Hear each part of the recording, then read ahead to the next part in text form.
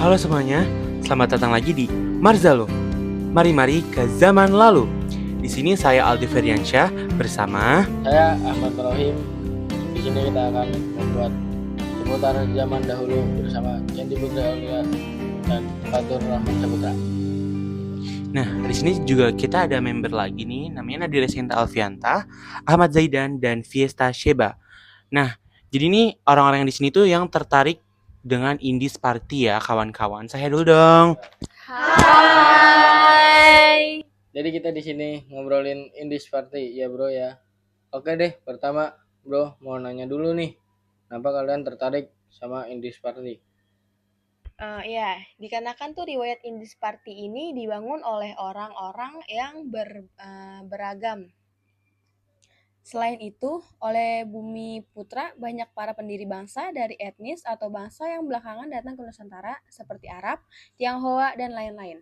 Dari situ saya tertarik. Wow, jadi kalau gitu gimana nih awal terbentuknya Indies Party? Ya, jadi tuh awalnya Indies Party itu organisasi politik lah ya. Organisasi politik pertama Indonesia yang dimana tuh berasal dari Belanda pribumi gitu, atau bisa dibilang dari ya Belanda Indo Belanda gitu, dan juga dari pribumi asli gitu. Nah, munculnya organisasi ini tuh karena adanya sejumlah golongan orang Indo Belanda yang dianggap lebih rendah gitu. Lebih rendah kedudukannya daripada orang Belanda totok gitu, alias Belanda asli gitu.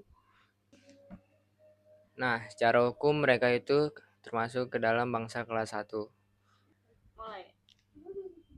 Karena kedudukan ayahnya yang orang Belanda, namun secara sosial dan karena ibunya orang pribumi, mereka dianggap lebih rendah oleh golongan Belanda asli. Sejumlah golongan Indo-Belanda itu kemudian mendirikan perkumpulan Indisbond pada tahun 1898. BTW, IF Denke berganti nama menjadi Dr. Danunirjo Setia Budi yang berkeinginan untuk melanjutkan Indisbond.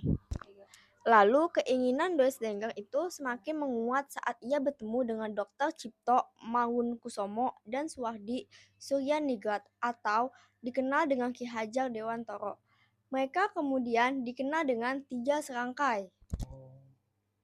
Oh, 3 serangkai ya? Ya, betul.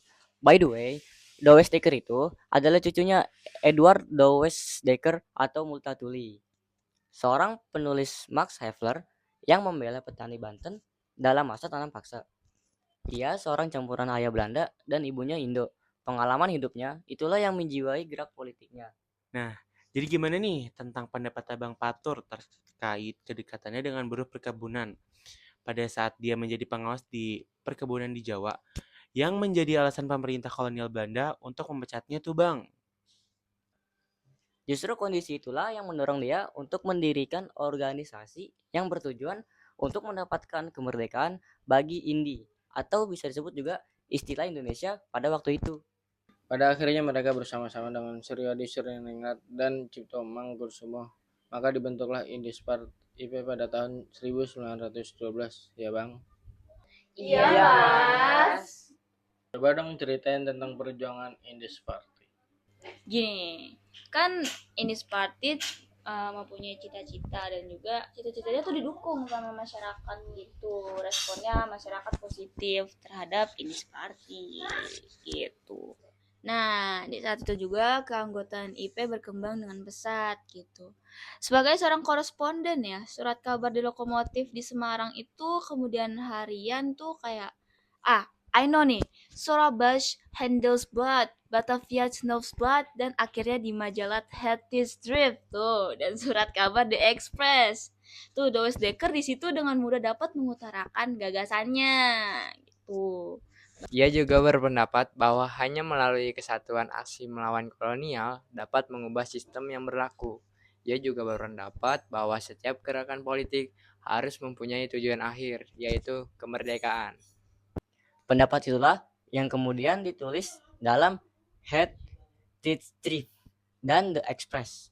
Kedekatan Dowes Dekker dengan pelajar Stovia di Jakarta membuka peluang bagi pemuda terpelajar saat itu untuk menuangkan gagasan-gagasan mereka dalam surat kabar Batavia's Nieuwsblad saat ia menjadi redaktur surat kabar itu. Pengaruh BU juga mendasari jiwa Doesdekker. Saat ia melakukan propaganda ke seluruh Jawa dari tanggal 15 September hingga 3 Oktober 1912. Dalam perjalanannya itu ia menyelenggarakan rapat-rapat dengan elit lokal di Yogyakarta, Surakarta, Madiun, Surabaya, Tegal, Semarang, Pekalongan, dan Cirebon. Dalam pertemuannya dengan para tokoh elit BU di Doesdekker mengajak membangkitkan semangat golongan Bumiputra untuk menentang penjajah. Kunjungannya itu menghasilkan tanggapan positif di kota-kota yang dikunjunginya. Dan itulah IP kemudian mendirikan 30 cabang dengan jumlah anggota 730 orang, kemudian terus bertambah hingga mencapai 6.000 orang yang terdiri dari orang Indonesia dan Bumiputra.